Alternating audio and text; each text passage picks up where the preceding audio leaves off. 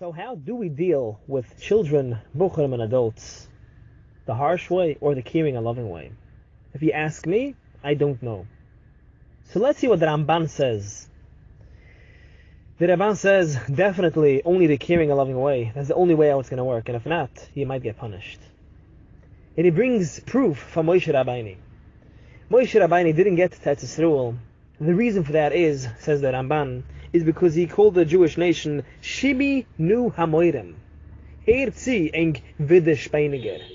And for that, he didn't get into Yisrael. He was harsh. Could you imagine? But we do see that the Rambam says the reason why he didn't get into Yisrael is because he hid the rock and he didn't speak to the rock. Says the Ramban that it's one thing. The reason why he had to hit the rock is because he called them Shimi Nu Hamoirem. The reason why he had to hit the rock is just for that.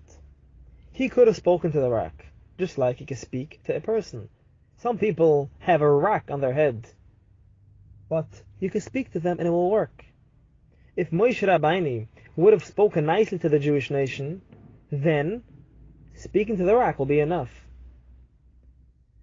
The teva in the world works the way we work with people. The Ramban says that the reason why he had to hit the rock is because he was harsh to the people.